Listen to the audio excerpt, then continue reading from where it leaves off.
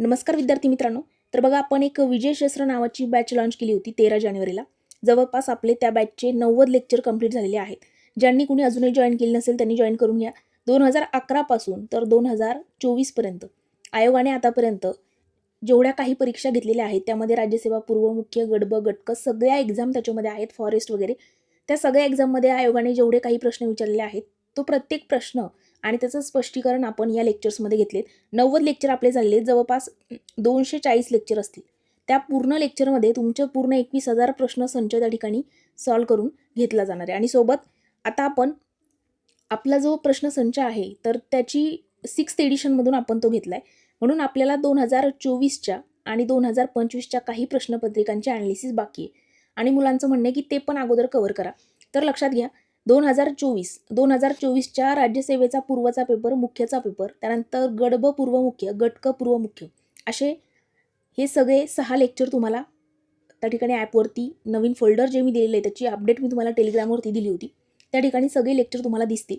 त्यानंतर 2025चा पण आपण राज्यसेवा पूर्व, त्यानंतर कंबाईनमध्ये ग्रुप बीचा पूर्व आणि ग्रुप सीचा पूर्व, असे हे 3 म्हणजे हे 6 आणि 3 असे 9 पेपर 9 तासांमध्ये आपण पूर्ण पेपर सगळे ॲनालिसिस करणार आहोत. आणि लक्षात घ्या, प्रत्येक पेपरमध्ये प्रत्येक प्रश्नाचं पॅटर्न या पद्धतीने असेल. प्रश्न, त्याचे खाली ऑप्शन्स आणि त्याचं डिटेलमध्ये स्पष्टीकरण. आणि सोबत आपल्याला आयोग नक्की कुठे कन्फ्यूज करण्याचा प्रयत्न करतो, ट्रॅप कुठे करतो, त्यासोबत काही विशेष टिप्ससुद्धा प्रत्येक टॉपिकच्या म्हणजे प्रत्येक प्रश्नानंतर दिलेली आहे. या पद्धतीने आपण पूर्ण 21,000 प्रश्नसंच कव्हर केला आहे.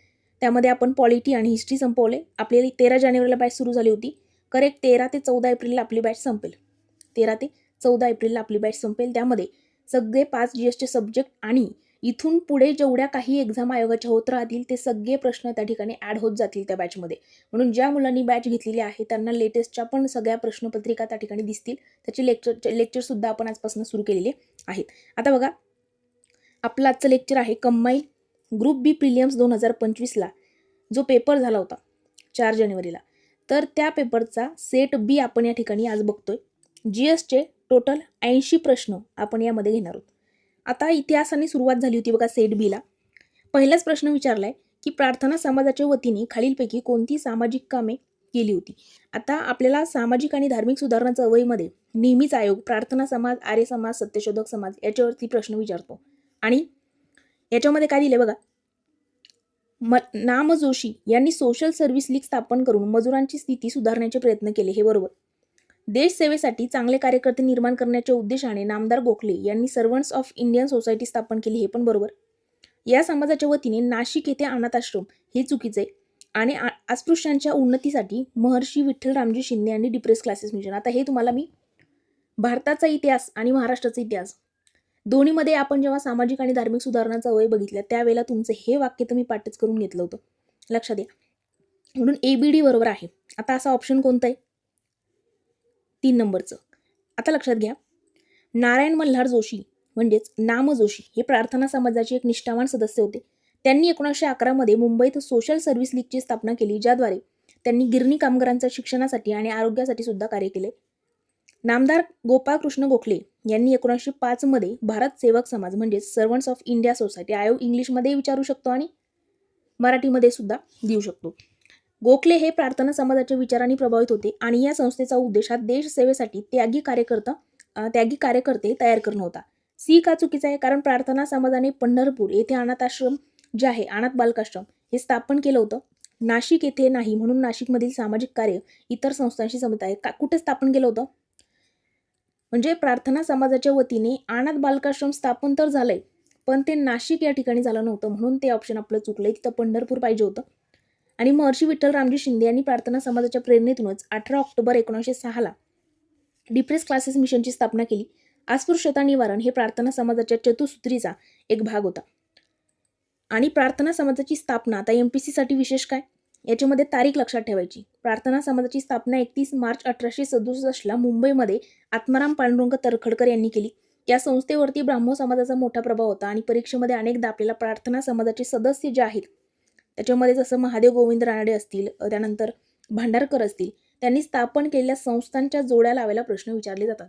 मग आपल्याला प्रार्थना समाज म्हटलं की मी तुम्हाला आपल्या PYQ अनालिसिसच्या बॅचमध्ये टॉपिक झाला की त्या टॉपिकच्या एंडिंगला 1 ते 2 मिनिटात सांगत असते की तुम्हाला या टॉपिकमधून काय काय मुद्दे उचलायचे आहेत आणि आयोग आपल्याला कुठे कुठे प्रश्न विचारतो. तसं आपल्याला प्रश्न सगळे वाचल्यानंतर, सगळे अनालिसिस लेक्चर झाल्यानंतर तुमच्याच लक्षात येऊन जातं की त्या रेफरन्स बुकमध्ये तुम्हाला त्या टॉपिकमधून नक्की काय वाचायचं आहे. पण तरी लक्षात घ्यायचं, सामाजिक आणि धार्मिक सुधारणा चळवळ म्हटलं तर समजा आता तो समाज आहे, सत्यशोधक असेल, प्रार्थना असेल, आर्य समाज असेल, त्या समाजाची स्थापना कधी झाली, कुठे झाली, कुणी केली, सहकार्य कुणी केलं, जे सहकार्य करणारे व्यक्ती आहेत त्यांनी त्या समाजाच्या माध्यमातून काय काय कार्य केलेलं आहे, कोणत्या ठिकाणी संस्था संघटना ओपन केल्या, कशासाठी केल्या, त्यामध्ये पुन्हा त्यांना कुणी सहकार्य केले का, कुणी आर्थिक मदत केली होती का, त्यानंतर त्या संस्थेचा उद्देश काय होता, किंवा एखादी शाळा उघडली तिचा उद्देश काय आहे, एखादा रात्रशाळा असेल, या पद्धतीचे प्रश्न आपल्याला समाजावरती आयोग विचारतो. म्हणजे त्या ठिकाणी धार्मिक आणि सामाजिक सुधारणा चळवळीवरती. बघा दुसरा प्रश्न काय विचारला होता, ब्रिटिशांनी मुझफ्फरपूर बॉम्ब खटल्यासंबंधित लिखाणाबाबत डॅश यांच्यावरती देशद्रोहाचा खटला दाखल केला. कुणावरती? लोकमान्य टिळक. आता लक्षात घ्या, 1908 साली खुदिराम बोस आणि प्रफुल्ल चाकी यांनी मुझफ्फरपूरचा मॅजिस्ट्रेट किंग्सफोर्ड यांच्यावरती हल्ला केला. त्या ठिकाणी बॉम्ब टाकला होता. या घटनेचे समर्थन लोकमान्य टिळकांनी आपल्या केसरी वृत्तपत्रातील देशाचे दुर्दैव या अग्रलेखातून केले होते. आता केसरी टिळकांचे हे आपण वृत्तपत्रांचा इतिहास बघताना बघितले. राजद्रोहाचा खटला, तर टिळकांच्या या जहाल लिखाणामुळे काय झालं, ब्रिटिशांनी त्यांच्यावरती भारतीय दंड संहिता कलम 124A नुसार राजद्रोहाचा खटला जो आहे तो भरवला. या खटल्यामध्ये टिळकांना 6 वर्षाची काळ्या पाण्याची शिक्षा होऊन मंडालेच्या तुरुंगामध्ये पाठवण्यात आलं आणि याच काळामध्ये त्यांनी गीता रहस्य लिहिला. मंडालेच्या तुरुंगामध्ये गीता रहस्य लिहिणारे कोण आहेत? लोकमान्य टिळक. त्यांनी गीता रहस्य लिहिला. याच्यावरती आयोगाने सेपरेट प्रश्न विचारून झालेला आहे. अच्युतराव कोल्हटकर. आता बाकीचे ऑप्शन सांगते मी की का नाहीये. आता दुसरा ऑप्शन आहे आपल्याला अच्युतराव कोल्हटकर. अच्युतराव कोल्हटकर यांचा संदेश आणि शिवराम परांजपे यांचं काय, हे दोन्ही जहाल विचारांचे होते. परंतु मुझफ्फरपूर बॉम्ब खटल्यातील प्रसिद्ध खटला हा टिळकांशी संबंधित आहे. आता अच्युतराव कोल्हटकरांचा संदेश लक्षात ठेवायचा, शिवराम परांजपे यांचा काय वृत्तपत्र लक्षात ठेवायचं. आता लक्षात घ्या, IPC कलम 124A राजद्रोह हे सध्या भारतीय न्यायव्यवस्थेमध्ये वादाचा विषय. सर्वोच्च न्यायालयाने या कलमाच्या वापरावरती सध्या स्थगिती दिलेली. ऐतिहासिकदृष्ट्या हे कलम स्वातंत्र्य सैनिकांचा आवाज दाबण्यासाठी वापरलं जायचं, हे या प्रश्नावरून स्पष्ट होतं. म्हणजे आता तुम्हाला पार्श्वभूमी लक्षात आली, बाकीचे ऑप्शन का उत्तर नाही ते लक्षात आलं असेल. आता पुढे 1887 मध्ये मद्रास येथे झालेल्या भारतीय राष्ट्रीय काँग्रेसच्या अधिवेशन कुणाच्या अध्यक्षतेखाली झालं? हे प्रश्न कितीतरी, काँग्रेस आणि काँग्रेसची स्थापना, आपल्या PYQ अनालिसिसमध्ये एक टॉपिक आपण बघितला. काय? काँग्रेस आणि काँग्रेसची स्थापना. आणि महाराष्ट्राचा इतिहास बघताना काँग्रेस आणि महाराष्ट्र, काँग्रेसची स्थापना आणि महाराष्ट्र हा एक टॉपिक आपण बघितला. भारताच्या इतिहासामध्ये पण 2 फोल्डर आहेत बघा बॅचमध्ये, लक्षात घ्या. भारताचा इतिहास म्हणून एक वेगळं फोल्डर आहे, ज्याच्यामध्ये जवळपास मला असं वाटतं 39 काहीतरी लेक्चर असतील, त्यापेक्षा जास्त असतील. नाही, 39 लेक्चरमध्ये आपण भारताच्या इतिहासाचे सगळे प्रश्न बघितलेत. आणि मे बी 17 की 18 लेक्चरमध्ये आपण महाराष्ट्राच्या इतिहासाचे लेक्चर बघितलेत. तर दोन्हीकडे आपण काँग्रेस याविषयी जेवढे आयोगाने प्रश्न विचारले तेवढे बघितलेत आणि त्याच बेसवरती तुमचा हा प्रश्न सुद्धा सुटतो. 1887 मध्ये मद्रास येथे झालेल्या भारतीय राष्ट्रीय काँग्रेसचे अधिवेशन कुणाच्या अध्यक्षतेखाली झालं? ते झालं होतं मित्रांनो तय्यबजी यांच्या अध्यक्षतेखाली. आता भारतीय राष्ट्रीय काँग्रेसचं 3रं अधिवेशन 1887ला मद्रास या ठिकाणी झालं होतं, म्हणजे आत्ताचं चेन्नई. कधी झालं मद्रासचं? 1887ला झालं. बहरुद्दीन तय्यबजी जे आहेत ते अधिवेशनाचे अध्यक्ष होते. ते काँग्रेसचे पहिले मुस्लिम अध्यक्ष ठरलेत. या अधिवेशनामध्ये काय ठराव होता? या अधिवेशनामध्ये सरकारी नोकऱ्यांमध्ये भारतीयांना स्थान मिळावं आणि विधिमंडळामध्ये सुधारणा व्हाव्यात असं ठराव, त्या ठिकाणी असे ठराव मांडण्यात आले होते. आता जे बाकीचे ऑप्शन आपल्याला दिलेले आहेत, जसं पहिला ऑप्शन दिलाय सर ॲलन ह्यू, तर हे काँग्रेसचे संस्थापक आणि सचिव होते. कधीच अध्यक्ष ते राहिलेले नाहीत. संस्थापक सचिव ते स्वतः होते, अध्यक्ष होते का? नव्हते. दादाभाई नौरोजी 3दा अध्यक्ष होते, हे मी तुम्हाला बॅचमध्ये पाठ करून घेतलं होतं. यांचा उल्लेख भरपूर वेळेला झाला होता भारताच्या इतिहासातही आणि महाराष्ट्राच्या इतिहासातही. म्हणून लक्षात घ्या, दोन्ही टॉपिकमध्ये बघताना यांच्यावरती भरपूर प्रश्न आपण बघितले आणि तुम्हाला सालानुसार पाठ करायला सांगितलं होतं की 2 अधिवेशनं कलकत्तात झालेत आणि 1 अधिवेशन लाहोरला झाले. आता लक्षात घ्या, दादाभाई नौरोजी 1886 कलकत्ता, 1893 आणि 1906 3 वेळा अध्यक्षपद भूषवलेलं आहे. आणि मी पाठ करताना तुम्हाला सांगितलं 1886, 1893 आणि 1906 हे 3ही अध्यक्षपद, 2 कलकत्त्याला आणि 1 लाहोरच्या. सर विल्यम वेडनबर्न यांनी 1889 मध्ये मुंबईला आणि 1910च्या अधिवेशनाचं सुद्धा अध्यक्षपद भूषवलेलं आहे. आता परीक्षेत पहिल्या 4 अधिवेशनांचे अध्यक्ष आणि ठिकाणं जे आहेत अनेकदा जोड्या लावायला विचारले जातात. मग ते पहिले 4 तुम्हाला माहीत पाहिजे. पहिले 4 नाही, पहिले तुम्ही 5 पहिले पाठ करा आणि बाकी सगळे महत्त्वाचे पाठ करा. हे तुम्हाला बॅचमध्ये सांगितले आणि त्याची माहिती मी टेलिग्रामला दिलेली पण आहे. सगळे महत्त्वाचे अधिवेशन म्हणजे ते अधिवेशन असेल, ते अधिवेशन कुठे झालं, कधी झालं, अध्यक्ष कोण होते, काही विशिष्ट ठराव वगैरे संमत झाला आहे का त्या अधिवेशनात किंवा कोणी टीका केली होती, त्यावेळेलाच पहिल्यांदा महात्मा गांधी आले असतील, त्यावेळेला पहिल्यांदा काहीतरी वेगळी गोष्ट घडली असेल त्या अधिवेशनात किंवा पहिले मुस्लिम अध्यक्ष होते, पहिले पारशी होते. तर ह्या गोष्टी त्याच्यावरती आयोग आपल्याला प्रश्न विचारतो आणि ते टेलिग्रामला मी तुम्हाला लेक्चर झालं आपलं PYQचं बॅचमधलं की लगेच टेलिग्रामला ती माहिती दिली होती. आता लक्षात घ्या, पहिल्या अधिवेशनाचे म्हणजे 1885ला स्थापना झाली, त्यावेळेला 1885चं पहिलं अधिवेशन मुंबईला झालं. व्योमेशचंद्र बॅनर्जी अध्यक्ष होते. आता हे साल काही पाठ करायची गरज नाही. 85, 86, 87, 88 एक लगत आहे. पहिलं मुंबईला झालं व्योमेशचंद्र बॅनर्जी अध्यक्ष, नंतर कलकत्त्याला झालं दादाभाई नौरोजी, नंतर मद्रासला झालं बहुद्दीन तय्यबजी आणि अलाहाबादला झालं जॉर्ज यूल. हे पहिले युरोपियन होते बघा, म्हणून लक्षात ठेवायचे. आता याच्यावरती पण आपण आत्तावरती प्रश्न बघितला आणि मद्रास बहुद्दीन तय्यबजी यांच्यावरती. आता पुढे अचूक जोड्या लावायला प्रश्न विचारला होता बघा. भारतीय सुशासनाचा कायदा 1858, भारतीय परिषद कायदा 1909, भारत सरकारचा कायदा 1919 आणि भारत सरकारचा कायदा 1935. आता आपण PYQ बॅचमध्ये पहिलं लेक्चर तुम्हाला आठवण करून देण्याचं कारण हे की तुम्हाला लगेच क्लिक झालं पाहिजे आपण हे लेक्चर कुठे जाऊन सविस्तर करू शकतो किंवा हे प्रश्न मी कुठे ॲड करू शकतो. आपण पहिलाच टॉपिक बघितला होता पॉलिटीमध्ये ऐतिहासिक पार्श्वभूमी. त्यामध्ये आपण 1773च्या रेग्युलेटिंग ॲक्टपासून 1935च्या कायद्यापर्यंतचे सगळे प्रश्न बघितलेले आहेत आयोगाने विचारलेले आणि त्याच जोरावरती तुमचा हा प्रश्न पण 100% सुटतो. आता लक्षात घ्या, भारतीय सुशासनाचा कायदा 1858. 1857च्या उठावानंतर ईस्ट इंडिया कंपनीची सत्ता जी आहे ती संपुष्टात आली आणि भारताचे शासन थेट ब्रिटिश क्राऊनकडे त्या ठिकाणी गेले.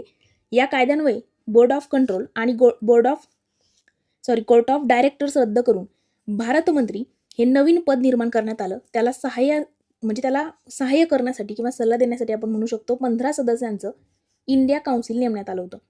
आणि म्हणजे पहिला 1858च्या कायद्यानं काय झालं ही गोष्ट इथे मी सांगितली. दुसरं, भारतीय परिषद कायदा 1909 ज्यालाच मोर्ली मिंटो सुधारणा कायदा म्हणतात.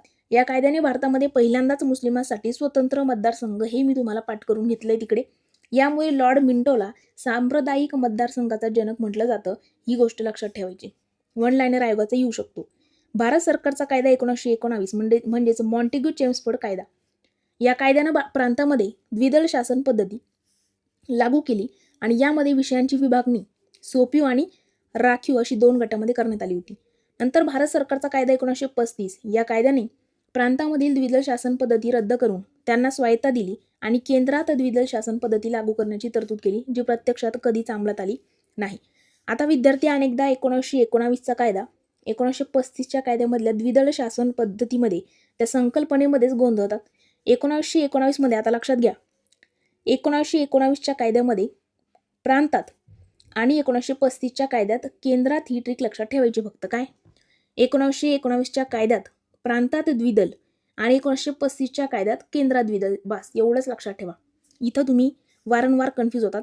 मग आपल्या जोड्या लावायला प्रश्न आहे, काय विचारले, भारत सुशासनाचा कायदा 1858 आत्ताच सांगितलं ना, भारत मंत्रिपदाची निर्मिती झाली.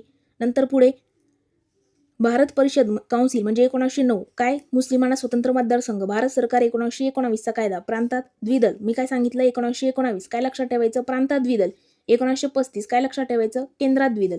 इथे झालं, याच्या बाहेर प्रश्न जात नाहीत. पुढे जोड्या लावायला प्रश्न आहे पुन्हा काय, आता उठावावरती प्रश्न आहे. उठावाचे पण लेक्चर केलेत आपण. जर तुम्ही लक्षात घ्या PYQ अनालिसिसच्या बॅचचे स्टुडंट, मला मध्ये जेव्हा आपण बॅच सुरू केली 13 जानेवारीला जेव्हा आपली बॅच सुरू झाली होती, डेली तुम्हाला 3 ते 4 लेक्चर यायचे बघा. डेली 3 ते 4 लेक्चर आपले पडत होते. जवळपास आपण 90 लेक्चर कंप्लीट केलेले आहेत. म्हणजे आपला महाराष्ट्र आणि भारताचा इतिहास सगळा संपलाय. पॉलिटी आता संपत आली आणि आता ह्या प्रश्नपत्रिकाही सुरू झाल्यात. खूप लवकर कव्हर करण्याचा प्रयत्न केलाय. पण आता रिसेंटली काही टॉपिक एवढे मोठे आहेत की जसं त्याच्यामध्ये कधी 200 प्रश्न आहेत, काही टॉपिकमध्ये 300+ पण प्रश्न आहेत. मग त्या टॉपिकवर वेळेला काय होतंय की एकाच टॉपिकवरती मला 2 लेक्चर घ्यावे लागतात. म्हणजे समजा 300 प्रश्नांचं एक टॉपिक आहे, त्याच्यावरती मी पहिल्या 1 तासामध्ये एक लेक्चर आणि अजून एक तास म्हणजे 150 प्रश्नांचे 2 भाग करून लेक्चर अपलोड करेल. मग त्या दिवशी मॅडम आपले 2च टॉपिक झाले, तुम्ही तिसरा टॉपिक टाकलाच नाही. तुम्ही हेच परफेक्ट करा. लक्षात घ्या PYQ येते फक्त करून संपवायचे नाही आहेत लेक्चर. मग आता मॅडमनी 90 लेक्चर टाकले, मग आजच्या आज मी संपवतो. या आठवड्यात माझे पूर्ण संपले पाहिजे. संपण्यावरती भर देऊ नका. तुम्हाला 10 महिन्याची व्हॅलिडिटी दिलेली आहे. किती? 10 महिन्याची. आणि 3 महिन्यामध्ये एकदा लेक्चर केले तरी अजून 3 महिन्यात एकदा आणि अजून 3 महिन्यात म्हणजे 3 वेळेला 10 महिन्यात 3 वेळेला पूर्ण 21,000 प्रश्नसंचाची तुमची रिव्हिजन होते. म्हणून लक्षात घ्या, काही जास्त गडबड करायची नाही आहे. लेक्चर करताना इतकं तुम्ही कॉन्सन्ट्रेशन तुमचं पाहिजे लेक्चर करताना, की नंतर जर मी एखादा प्रश्न म्हटलं की ह्या टॉपिकमध्ये आपण इथे बघितलं की तुम्हाला लगेच त्या ठिकाणी क्लिक झालं पाहिजे. चला, तर 1857चा आता बघा बंडावरती प्रश्न आहे. उठाव जे झाले होते बघा, मोपल्यांचे बंड, कोळ्यांचा उठाव, संतांचा उठाव, भिल्लांचा उठाव. आता याच्यामध्ये आपल्याला काय विचारले? ठिकाण विचारले. आपण जाऊ स्पष्टीकरणात. आता मोपल्यांचं बंड, हे बंड 1921 मध्ये केरळमधील मलबार किनारपट्टीवरती झालं होतं. हे प्रामुख्याने मुस्लिम कुळांनी म्हणजे मोपल्यांनी हिंदू जमीनदार आणि ब्रिटिश राजवटीच्या विरुद्ध केलेलं बंड होतं. त्यानंतर कोळ्यांचा उठाव हा छोटा नागपूर पठारावरील मुख्यतः बिहार आणि झारखंड कोळ जमातीनं 1831-32च्या सुमारास ब्रिटिशांच्या जमीन महसूल धोरणाविरुद्ध मोठा उठाव केला होता. बुद्ध भगत हे या उठावाचे प्रमुख नेते होते. नंतर संतांचा उठाव 1855-56 याच्यामध्ये बंगाल आणि बिहार राजमहल टेकड्या परिसरामध्ये संतांनी ब्रिटिशांविरुद्ध आणि सावकाराविरुद्ध शस्त्र उचलले होते. सिद्धू आणि कान्हू हे या उठावाचे प्रसिद्ध नेते होते. भिल्लांचा उठाव महाराष्ट्रामध्ये प्रामुख्याने खानदेश भागामध्ये 1818 ते 31 या काळामध्ये भिल्लांचे विविध उठाव झाले. सातपुडा आणि सातमा डोंगर रांगामध्ये ब्रिटिशांच्या सत्तेला त्यांनी तीव्र असा विरोध केला होता. आता आदिवासी उठाव आणि शेतकरी बंडावरती प्रश्न विचारताना सहसा त्यांचा काय विचारतात? प्रदेश, वर्ष आणि नेतृत्व करणाऱ्या व्यक्तींच्या जोड्या विचारल्या जातात. नकाशाच्या आधारे हे प्रदेश लक्षात ठेवल्यानंतर गोंधळ टाळता येतो. लक्षात घ्या. म्हणजे जर उठावावरती आयोगाला प्रश्न विचारायचा असेल तर आयोग काय विचारणार? आता मी पूर्ण पार्श्वभूमी सहित सांगते. उठाव, आता उठावावरती प्रश्न विचारायचा झाला तर त्या उठावाच्या मागे प्रत्येक ठिकाणी काहीतरी वेगळं कारण आहे. असं नाही की 1857चा उठाव स्पेसिफिक एकाच कारणामुळे झाला. आता तो उठावाचा उद्रेक भरपूर ठिकाणी झालेला आहे. म्हणजे प्रत्येक ठिकाणी उठाव झाला आणि प्रत्येक ठिकाणी काहीतरी वेगळं कारण होतं आणि ते आपण PYQ अनालिसिसमध्ये बघितले. त्या बॅचमध्ये आपण समजून पण घेतलं होतं. मग एखादा उठाव असेल ना, त्या उठावामागची कारणं असतात. मग त्याला आर्थिक कारण होतं, सामाजिक कारण होतं, तात्कालिक कारण काय होतं, ह्या गोष्टी लक्षात ठेवायच्या. उठाव कुठे झाला, कधी झाला, आपल्या साईडने नेतृत्व कुणी केलं, इंग्रजांच्या साईडने कुणी दडपून टाकला, तो उठाव यशस्वी झाला की अयशस्वी झाला. अयशस्वी झाला असेल तर अयशस्वी होण्यामागचे काय काय कारणं आहेत. जसं म्हणजे जसं की योजनेचा अभाव होता, पैशाचा अभाव होता, शस्त्र नव्हती, असे पण कारणं आयोगाने दिलेली आहेत आणि विचारले. त्यानंतर तो उठाव ज्या ठिकाणी झाला ते ठिकाण आणि उठाव जोड्या लावायला प्रश्न येतो. तो उठाव किती याच्यामध्ये झालाय म्हणजे किती टप्प्यात झाला. मग त्याच्या 3ही टप्प्यांचे साल विचारले जातात. जसं कोळ्यांचा उठाव 3 टप्प्यात झालाय, मग ते 3ही टप्प्यांचे साल विचारले जातात. त्यानंतर त्या उठावाचं समजा आपल्या साईडने केलेलं नेतृत्व आणि इंग्रजांच्या साईडने कुणी केलं या दोघांच्या पण जोड्या लावायला प्रश्न येतो. उठाव आणि उठावाचा सालाला जोड्या लावायला प्रश्न येतो. उठाव आणि त्याचं ठिकाणाला जोड्या लावायला प्रश्न येतो. उठाव आणि त्याचे इंग्रज अधिकारी यांचा जोड्या लावायला प्रश्न येतो. अशा पद्धतीने आपल्याला चार्ट बनवायचा आणि त्याच्या बाहेर काही करायची गरज नाही. आणि त्याच्या मागची कारणं आणि अयशस्वी झाला असेल त्याच्या मागे काय कारण होते ते लक्षात ठेवायचे. 6वा प्रश्न आपल्याला काय विचारले बघा. 1857च्या उठावानंतर बंगालमधील नील उत्पादक शेतकऱ्यांना मदेवाल्यांविरुद्ध उठावामध्ये यश मिळण्याचं कारण कोणतं? आता हेही आपण एकदम सविस्तररित्या मागे म्हणजे सगळा पेपर हा PYQच बेसवरती असतो. लक्षात घ्या. फक्त तुम्हाला तुमच्या अँगलने तो प्रश्न सोडवता आला पाहिजे. एलिमिनेशन मेथड परफेक्ट वापरता आली पाहिजे. आता 1857च्या उठावानंतर बंगालमधील नील उत्पादक शेतकऱ्यांना मदेवाल्यांविरुद्ध उठावामध्ये यश कशामुळे मिळालं? काय कारण होतं त्याला? उपक्रमशीलता आणि सहकार्य, संघटना आणि शिस्त. बघा मी सांगितलं ना, कारण विचारले जातात. आणि नंतर हिंदू मुस्लिम शेतकरी ऐक्य, मदेवाल्यामध्ये पडलेली फूट हे त्याचं कारण नाही. हा प्रश्न मागे पण आपण बघितलेला आहे. 1859-60च्या नील उठावामध्ये शेतकऱ्यांच्या यशामागे खालील कारणं महत्त्वाची होती. कोणकोणती? शेतकऱ्यांनी अत्यंत उपक्रमशीलतेनं नील पेरण्यास त्या ठिकाणी नकार दिला आणि त्यांच्यामध्ये जबरदस्त संघटना आणि शिस्त सुद्धा पाहायला मिळाली. त्यांनी मदेवाल्यांच्या त्या ठिकाणी लाठीयालांचा प्रतिकार करण्यासाठी स्वतःची संरक्षण दलं उभारली होती. या उठावामध्ये हिंदू आणि मुस्लिम शेतकऱ्यांचे अभूतपूर्व ऐक्य जे आहे ते दिसून आलं. दोघांनी एकत्रितपणे मदेवाल्यांच्या शोषणाविरुद्ध लढा दिला होता. मदेवाल्यांमध्ये कोणतीही फूट पडलेली नव्हती. उलट ते शेतकऱ्यांचा दबाव त्या ठिकाणी आणण्यासाठी संघटित होते. शेतकऱ्यांचे यश हे त्यांच्या स्वतःच्या वर्जमुठीमुळे आणि बुद्धिजीवी वर्गाच्या पाठिंब्यामुळे, उदाहरणार्थ नील दर्पण नाटक याच्यामुळे त्यांना मिळाले. म्हणून C ऑप्शन चुकीचा असेल. कारण कोणतीही फूट मयवाल्यांमध्ये पडलेली नव्हती. पुढे पुढे बघा, जोड्या लावायला प्रश्न विचारलाय. संपादक आणि वृत्तपत्र. आता वृत्तपत्रांचा इतिहास बघताना यातलं एकही वृत्तपत्र आपण सोडलेलं नाही. ज्यांनी कुणी जे PYQ बॅचमध्ये आहेत, त्या ॲपवरतीच लेक्चर करतील, यूट्यूबवरती कशासाठी करतील, पण काही मुलं असतील जे यूट्यूबवरती करत असतील तर लक्षात घ्या, आपण विजयी मराठा, जागृती, जागरूक, दिनमित्र सगळे याच्यातले सगळे बघितले, काहीच आपल्यासाठी नवीन नाही. सत्यशोधक समाज आणि ब्राह्मणेतर चळवळीच्या प्रसारास या वृत्तपत्रांचे मोठे योगदान होते. आपण ब्राह्मणेतर आणि म्हणजे ब्राह्मणेतर वृत्तपत्र आपण सगळे बघितले होते बघा, एक मोठा प्रश्नच होता, तिथं मी तुम्हाला एक्सप्लेन केलं होतं. आणि शाहू महाराजांनी आर्थिक मदत दिलेले वृत्तपत्र कोणते हे पण बघितलं होतं. आता बघा, मुकुंदराव पाटील त्यांनी 1910 मध्ये दिनमित्र हे वृत्तपत्र सुरू करून ग्रामीण भागामध्ये सत्यशोधक विचारांचा प्रसार केला. कोठारी यांनी जागरूक या वृत्तपत्राद्वारे ब्राह्मणेतर समाजाच्या समस्या मांडल्या. भगवंत पाळेकर बडोदा येथून त्यांनी जागृती हे वृत्तपत्र चालवलं. तर श्रीपतराव शिंदे यांनी 1919 मध्ये पुणे येथून विजयी मराठा हे वृत्तपत्र सुरू केलं, जे या चळवळीचं प्रमुख मुखपत्र त्या ठिकाणी बनलं. आता वृत्तपत्र टॉपिकवरचा हा प्रश्न काय लक्षात ठेवायचं, ते वृत्तपत्र कुठे सुरू झालं, कुणी सुरू केलं, सुरू करणारी जी व्यक्ती आहे तिला कोणी मदत केली का, तिच्यासोबत अजून कुणी सहकार्य तिला म्हणजे आहे का तिच्यासोबत, जसं की किंवा मग एखादं वृत्तपत्र आहे ते दैनिक आहे, मासिक आहे, साप्ताहिक आहे, याच्यावरती प्रश्न असतो. त्या वृत्तपत्राच्या माध्यमातून ब्रिटिशांवरती कुणी टीका केलेली आहे का, किंवा त्या वृत्तपत्राच्या माध्यमातून आपल्या साईडने कुणी लिखाण वगैरे केलेलं आहे का, जसं लोकहितवादींनी शतपत्र लिहिली होती, तसं त्या पद्धतीचे प्रश्न येतात. त्यानंतर या वृत्तपत्रावरती ते वृत्तपत्र आणि ते सुरू झालेलं हे म्हणजे ठिकाण जे आहे त्याला जोड्या लावायला प्रश्न येतो. त्यानंतर संपादक पद म्हणजे अगोदर एखाद्या व्यक्तीने सुरू केलेलं असतं आणि त्याची धुरानंतर कुणीतरी दुसरं सांभाळतं. ते वृत्तपत्र कोणातरी दुसऱ्यांच्या हातून नंतर, जसं नारायण मेघाजी लोखंडे यांनी मुंबईतून नंतर हे चालवलं होतं कृष्णराव भालेकरांचं, तर त्याच्यावरती आयोगाने कसे फिरून प्रश्न विचारले तसे आपल्याला वृत्तपत्रांवरती प्रश्न येतात. बस, याच्या बाहेर प्रश्न जात नाही. म्हणजे एखादी, जसं मी तुम्हाला प्रत्येक टॉपिकच्या एंडिंग नंतर सांगते, या टॉपिकमध्ये ह्या अँगलने अभ्यास करा. समजा एखादी संस्था आहे, आपण एक्झाम्पल घेऊ, एखादी संस्था आहे, संस्थेमध्ये आयोग कायच प्रश्न विचारून की ती संस्था स्थापन कधी झाली, कुठे झाली, कुणी केली, त्या व्यक्तीला कुणी कुणी सहकार्य केलं, संस्थेचा उद्देश काय होता, त्यानंतर त्या संस्थेच्या माध्यमातून एखादं वृत्तपत्र, एखादं पुस्तक वगैरे काही चालवलं गेलं आहे का, आणि ते जे एखादं वृत्तपत्र चालवलं गेलं असेल मग ते कुठे चालू झालं, काय झालं, त्या संस्थेची एखादी पहिली सभा वगैरे झाली असेल, म्हणजे पहिलं अधिवेशन असेल, काय असेल ते, शाखा उघडली असेल पहिली, किंवा त्या संस्थेच्या माध्यमातून कुठे वेगवेगळ्या शाळा वगैरे उघडल्या असतील, मग त्या कोणी उघडल्या, काय उघडल्या, त्या संस्थेला कोणी आर्थिक मदत केली का,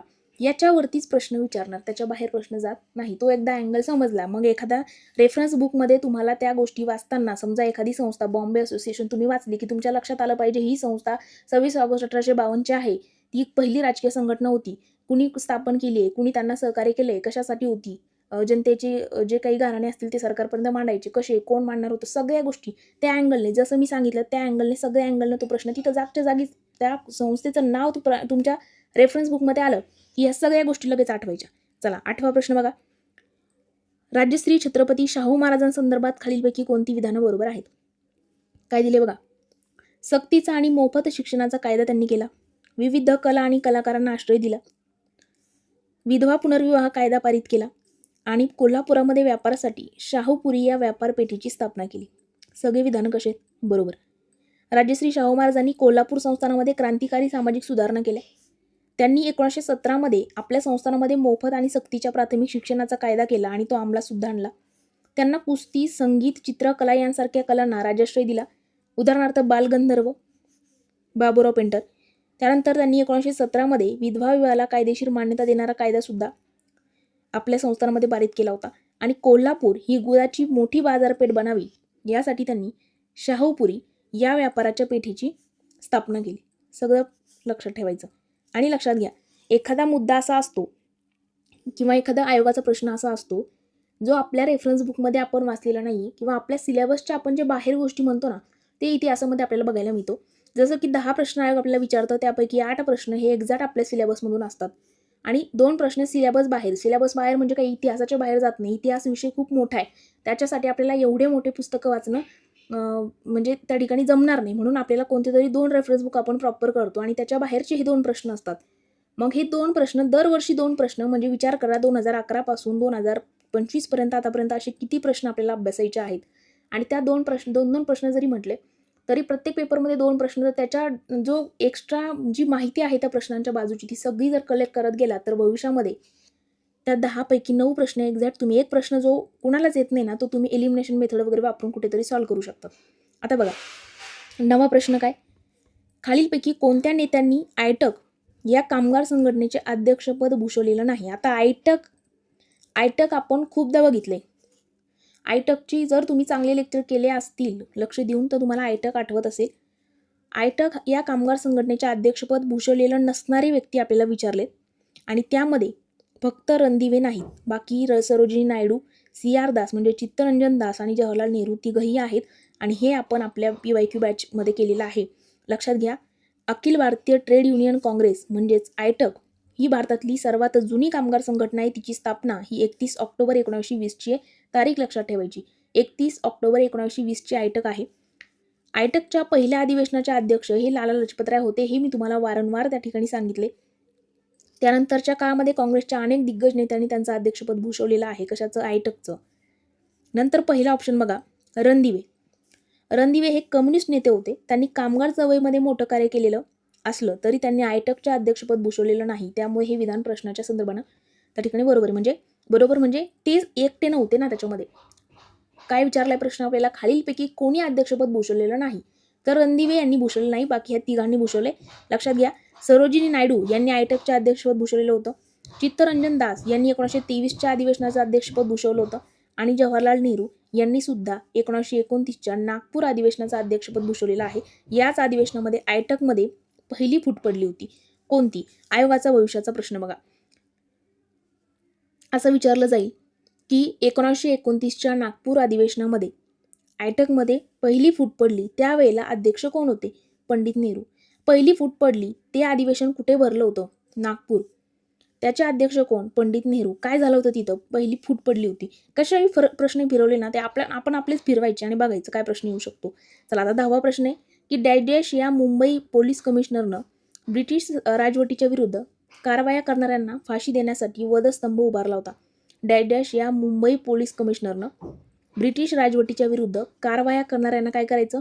फाशी देण्यासाठी एक वधस्तंभ. कोणत्या? चार्ल्स कुठे गेला? 4 नंबरला फोर्जेट. लक्षात घ्या, 1857च्या उठावाच्या काळामध्ये मुंबईतही उठावाचे प्रयत्न झाले होते. त्यावेळी चार्ल्स फोर्जेट हा मुंबईचा पोलीस कमिशनर होता. आपल्याला आता याच्यावरून एवढ्या सेंटेन्सवरून एक गोष्ट आठवत असेल, जर PYQ गेले असतील तर आयोगाने आपल्याला 1857च्या उठावाच्या वेळी गव्हर्नर कोण याच्यावरती प्रश्न विचारलाय. भविष्यात असाही प्रश्न असू शकतो की 1857च्या काळामध्ये मुंबईमध्ये उठावाचे प्रयत्न झाले त्यावेळेला पोलीस कमिशनर कोण? तर कोण? चार्ल्स फोर्जेट. लक्षात घ्या, याने मुंबईतील उठाव जो आहे तो मोडून काढण्यासाठी अत्यंत क्रूर पावले उचलली होती. त्याने उठाव करताना धाक बसावा म्हणून आझाद मैदानावरती वधस्तंभ जो आहे तो उभारला. त्याने 1857च्या उठावातील 2 शिपाई मंगल गडकरी आणि सय्यद हुसेन यांना तोफेच्या तोंडी दिलं होतं. किंवा असा सेपरेट प्रश्नही येऊ शकतो वन लाईनर, कुणी दिलं होतं तोफेच्या तोंडी? तो पोलीस कमिशनर, त्याचं नाव आहे चार्ल्स फोर्जेट. आणि बाकीचे ऑप्शन जे आहे ॲड्रो फ्रेंजर, तर हे पोलीस सुधारणा आयोगाचे 1902चे अध्यक्ष होते म्हणून त्याचं ऑप्शन फक्त 4 नंबरचंच बरोबर असेल.